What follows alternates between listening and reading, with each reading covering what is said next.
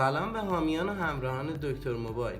امروز میخوام 2 تا ترفند برای حل 2 تا از مشکلات اندرویدی عزیزمون بهتون بگم. با ما همراه باشین. اگه کانال دکتر موبایل رو تا الان سابسکرایب نکردین، روی گزینه سابسکرایب کلیک کنین، زنگوله بغلش رو روشن کنین، بزنین رو گزینه آل تا اولین نفری باشین که از ترفندهای بعدی ما با خبر میشین. لایک و کامنت فراموش نشه، به حمایتتون احتیاج دارم.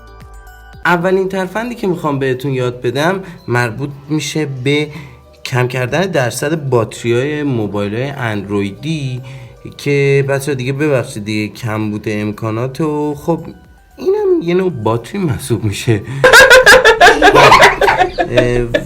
و ترفند دومی که میخوام بهتون یاد بدم مربوط میشه به متصل نشدن به دیتا توی موبایل، حالا چه دیتای سیم کارت چه دیتای وای فای که با این صحنه مواجه میشین. دوستان اول از همه بذارید این موضوع رو براتون روشن کنم که من میخوام واقعی ترین ترفندا رو برای کاهش مصرف باتری باهاتون در میون بذارم. متاسفانه تبلیغات زیادی در مورد برنامه‌های کاهش مصرف باتری توی فضای مجازی میبینیم ولی عملکرد خاصی ندارن، یه جورایی ماهیت فیک دارن. خب دوستان همونطور که میدونید سیاست مجوزهای برنامه‌ها توی اندروید باعث شده بسیاری از برنامه‌های کاربردی روزمره برای شروع به کار به مجوز یه سری از امکانات موبایلتون احتیاج پیدا کنه. در جریان این که هستین درسته؟ خب به خاطر همین ما هر بار که وارد اون برنامه ها میشیم و خارج میشیم خودکار وای فای، جی پی اس یا خیلی از امکانات گوشی ما فعال میشن برای اینکه اون برنامه بتونه به کارش ادامه بده. خب حالا اصل مطلب، برای کاهش مصرف باتری باید این 3 تا کار رو بعد از بستن برنامه ها و قبل قفل کردن گوشیتون انجام بدین. اولین کار اینه که چک کنین ببینین چه امکاناتی توی گوشیتون روشنه. اولیش وای فای، همینطور که میبینین الان توی موبایل خود من اطلاعی نداشتم، واقعا همون اطلاعی نداشتم ولی الان میبینم که وای فای گوشی من و جی پی اس گوشی من روشنه، در صورتی که من اصلا احتیاجی به این دوتا ندارم.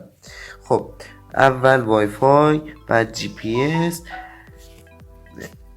سومین کاری هم که میتونین بکنین و من خودم عادت دارم همیشه انجام میدم اینه که نور گوشی رو میارم پایین. میبینین همین الانم نور گوشی من پایینه ولی خیلی از دوستان دیدم با نور بالا گوشی استفاده میکنن. همین به نظر من هم مصرف باتریشون رو میبره بالا، هم برای چشم ضرر داره.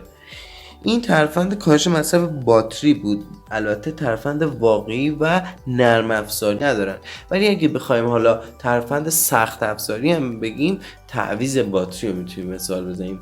به غیر این دوتا هیچ ترفندی برای حل این مشکل وجود نداره.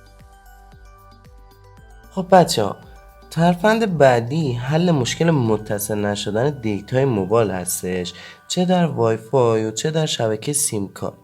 بازم تاکید میکنم من واقعی ترین ترفندا رو باهاتون در میون میذارم. خب بعضی اوقات وای فای متصل میشه ولی عملا نت نداره. همین مشکلی که برای من پیش اومد و باعث شد من این آموزش رو بذارم و هنوزم گذاشتم رو مشکل بمونه که حل مشکل رو با هم دیگه تست کنیم. عملا نت نداره و کنارش یک علامت تعجب اضافه میشه. یا گاهی اوقات دیتا رو روشن میکنین بسته هم دارینا اما شبکه به شما سرویس نمیده. برای حل این دوتا مشکل فقط کافی یک کار ساده انجام بدی. اون کارم اینه که حالت هواپیمای گوشی تو روشن کنی و همون لحظه که روشن شد خاموشش کنی. دفعه دومی که به شبکه وای فای یا دیتای موبایل متصل میشه مشکلت حل میشه و 100% نتیجه میگیری.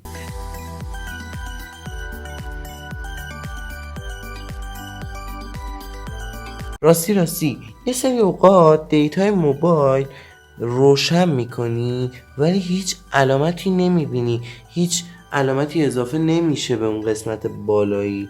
برای حل این مشکلم کافی منتظر راهکار بعدی ما باشی.